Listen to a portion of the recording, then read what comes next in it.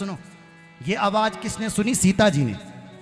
सीता जी ने लखनलाल जी के लिए कहा, लखन तेरो भाई संकट में पड़ेगी, लखन तुम जाओ जाओ जाओ, लखन जाओ, तेरा भाई संकट में है। गच्छ लक्ष्मण तूर्णम त्वम हतोसो रघुनंदन त्वामह वयाति सौमित्रे सहायम कुरु सत्वरम। देखो अब ये देवी भागवत की राम कथा है, श्लोकों वाली ना, वहां तो चौपाई है। बोलो रामचंद्र भगवान की। सीता जी कहती है, गच्छ लक्ष्मण तूर्णम त्वाम, ए लक्ष्मण तुम जाओ जाओ और अपने भाई सहायम कुरु सत्वरम, अपने भाई की सहायता करो। लक्ष्मण अपने भाई की सहायता करो। लखनलाल जी बोले, माता जी धैर्य रख, हे भूमि कन्या, मेरे भाई को कोई नहीं मार सकता है। कुरु धैर्यम न मन्येत्या रामम हंतुम क्षमम चितो ना हम त्यक्त्वा गनिष्यामि विलंघ्यम राम भीषणम। हे भूमि कन्या, ना हम त्यक्त्वा गमिष्यामि, धैर्यम कुरु महाभाग। हे देवी जी तुम धैर्य रखा, धैर्य, मेरे भाई ने कुछ न हो, मेरा भाई तो सर्वसमर्थमान है। ना हम त्यक्त्वा गमिष्यामि, मैं तुझे नहीं छोड़ सकता, मैं तुम्हें नहीं छोड़ सकता यहाँ, क्योंकि ये राक्षसों की भूमि है, पता नहीं क्या हो जाए, तुम्हें कौन ले जाए, इसलिए मैं नहीं। तो वो सीता जी के कटु वचन सुनिए जरा। सीता माता ने ऐसे ऐसे कटु वचन बोले। बोलना क्या बोली सीता माता? हे लक्ष्मण, मैं जान गई हूं तो तुम मेरे प्रति अनुरक्त हो रहा है। अहम जानामि सौमित्रे सानुरागम च माम प्रति पीड़ितम भरतेनेव मदर्थम इह संगतम। अहम जानामि सौमित्रे, हे सुमित्रा नंदन, मैं जान गया हूं कि तुम मेरे प्रति अनुरागित हो रहा है, तुम मुझे अपनी पत्नी बनाना चाहता है। देखो सीता जी क्या कह रही है, हे लक्ष्मण, मैं तेरी पत्नी नहीं बनूंगी, मैं जानती हूं कि तुझे भरत ने भेजा है।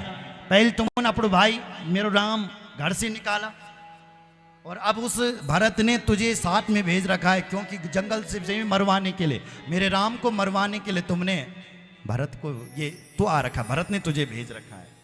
लक्ष्मण ध्यान रखे, मैं विधवा रहने के लिए तैयार हूं, पर मैं तेरे साथ नहीं रहूंगी। ना हम तथा विधा नारी स्वैरिणी कुहकाधम मृते रामम पतिम त्वाम न कर्तुम इच्छामि कामतः।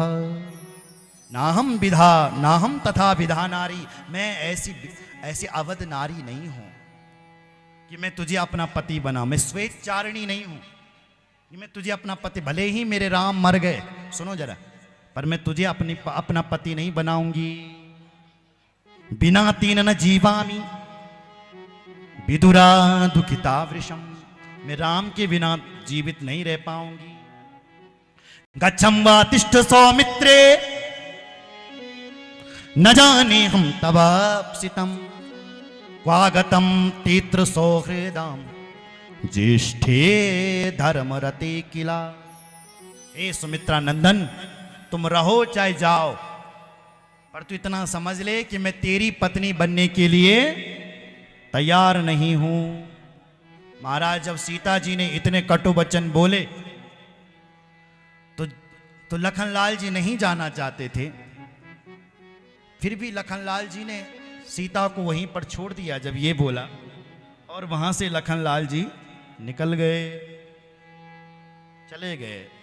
सीता जी को समझाते हैं, देवी ऐसा मत बोलो,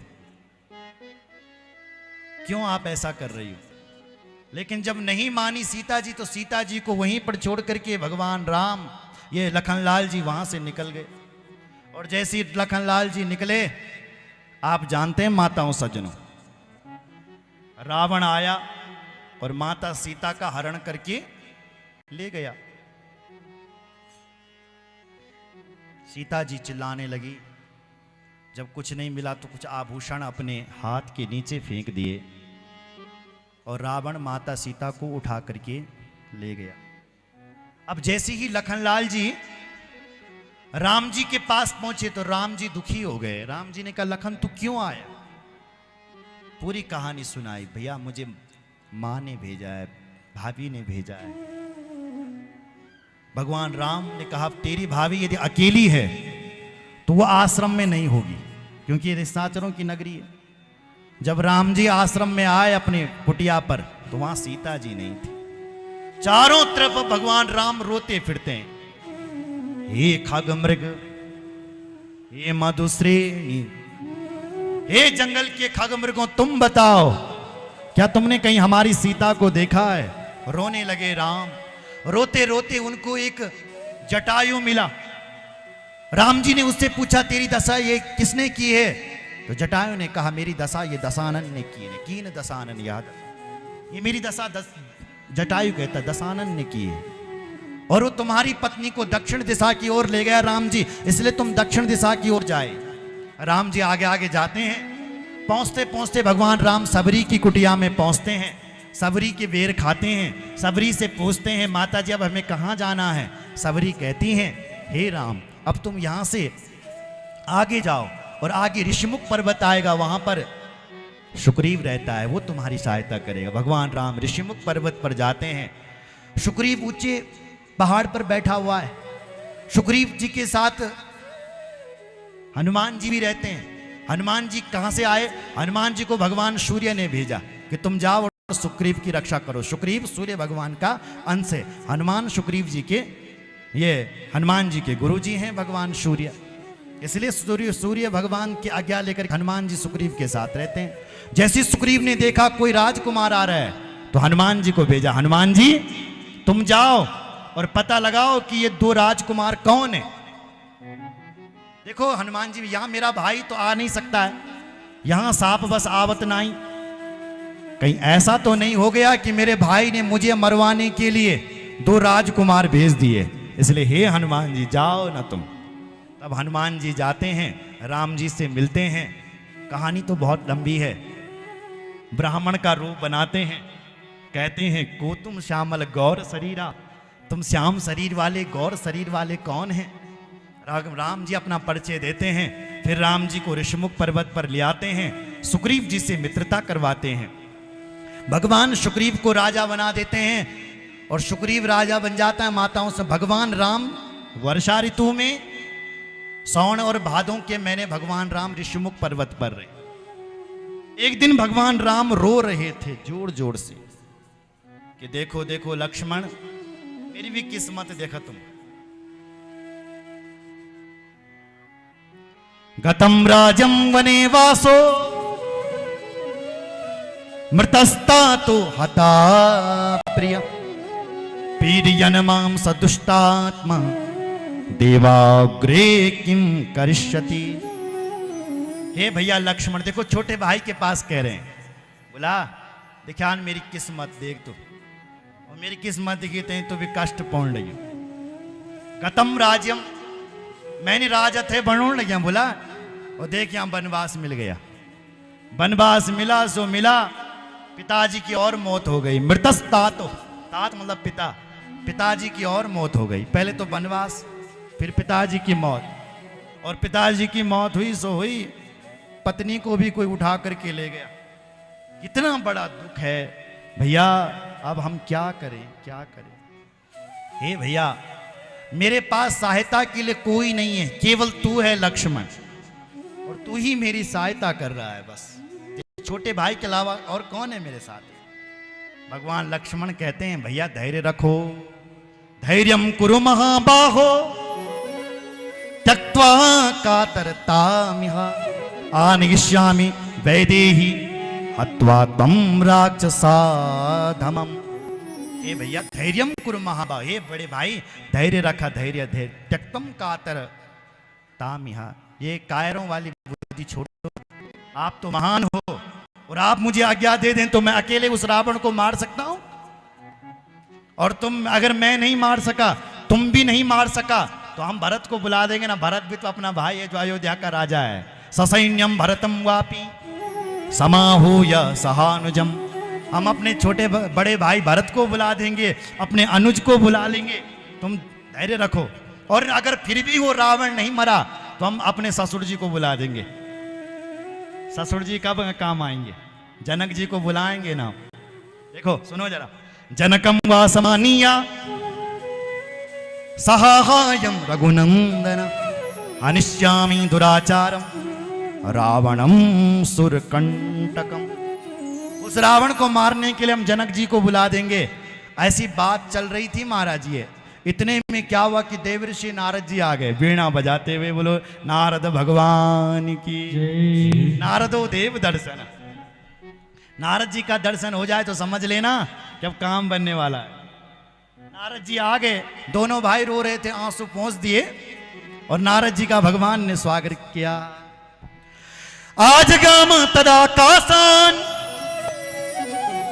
नारदो भगवान ऋषि। देखो क्या शब्द लिखे, नारदो भगवान ऋषि। ये नारद भगवान है। बल आज गाम तदा कासान, आकाश मार्ग से नारद जी दिखाई दे रहे हैं। क्या करते हुए? वीणा बजाते हुए। रणयन महतीम वीणा स्वरग्राम विभूषिता गायन द्रथम साम तदा तमो तपस्तिवान देवदत्ताम इमाम वीणाम स्वर ब्रह्म विभूषिताम मूर्छित्वा हरिकथाम गायमान चराम्यहम्। नारद जी वीणा बजाते हुए पहुंच गए। भगवान राम ने नारद जी का पूजन किया और नारद जी ने कहा कि हे राम जी क्या आते हैं तुम दुखी?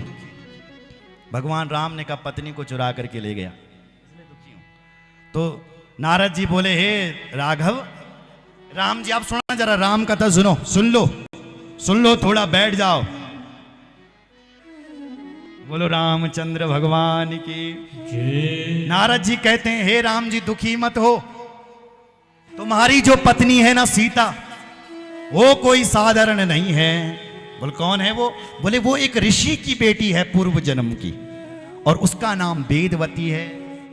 पूर्व जन्मन वेदेही मुनिपुत्री तपस्विनी रावणेन वने दृष्ट्वा तपस्यन्ती शुचि स्मिता।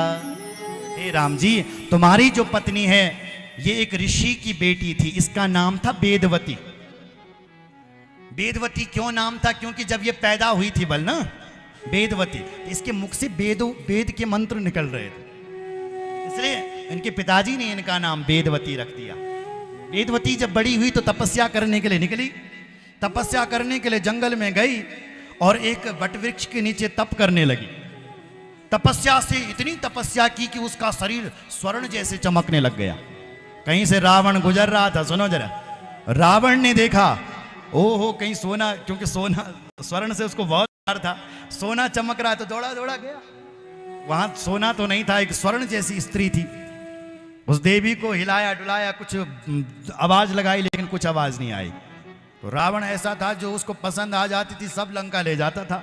तो उसने हाथ पकड़ा, लंका ले जाना चाहा, उस देवी की समाधि खुली, और जैसी समाधि खुली तो रावण को देखा और तुरंत अपना हाथ छुड़ाया और कहती है तुम मुझे छू रहा है? तेरे जैसे राक्षस के गंदे हाथ मुझ पे लग गए हैं, अब मैं इस शरीर को त्याग रही हूं, मैं तुझे श्राप देती हूं। ससाप दक्षिणम राम रावणम तापसी वृषम कुपिता तक्तुमिच्छन्ति देहम सस्पर्श दूषितम। तेरे मेरे देह को दूषित करने वाला दुष्ट, मैं तुझे श्राप देती हूं कि अभी तो मैं इस शरीर को त्याग रही हूं, पर फिर मैं जन्म लूंगी और हे रावण तेरी मौत का कारण मैं स्वयं बनूंगी। ये कह दिया। इतना कहकर के उसने अपने अंदर से एक योग अग्नि को प्रकट किया और उसी योग अग्नि में अपने शरीर को भस्म कर दिया था ऋषि। इसलिए तुम्हारी वही वेदवती तुम्हारी पत्नी सीता बनकर के आ रखी है रावण का अंत करने के लिए। इसलिए हे राम जी तुम धैर्य करो, धैर्य रखो। धैर्यम करु धैर्यम महाबाहो तत्र सा वर्तते वशा सती धर्म रता सीता त्वम ध्यायन्ति दिवानिशम। हे राम जी तुम धैर्य रखो, धैर्य रखो। तुम्हारी जो पत्नी ना वो तुम्हारा ध्यान का बल, दिवानिशम, दिन भी और निशा कहते हैं रात्रि को भी तुम्हारा ध्यान। राम जी ने बोली सुनो जरा ध्यान से सुन लो। राम जी कहें तीन भूख ना लगनी तक सीता जी भूख नहीं लग रही उसको। नारद जी बोले बिल्कुल नहीं। क्यों, वो खाती क्या है? बोले देवराज इंद्र ने तुम्हारी पत्नी सीता को कामधेनु गाय का दूध पिला रखा है। हे राम जी उस दूध पी करके कभी भूखी नहीं लगती है। कामधेनु पया पात्रे कृत्वा भगवता स्वयं पानार्थ प्रेरितम तस्या पीतम चैवामृतम तथा। कामधेनु गाय का दूध, सुरभि दुग्ध पान आया, सुरभि गाय का दूध पिया है तुम्हारी पत्नी ने, इसलिए तौनी तक भूख ना लगने लगी, इसलिए तुम चिंता मत करो। बोले रावण कैसे मर गया ये तो बताओ गुरुजी। तो कहा कि राम जी उपाय करो एक। क्या उपाय करो?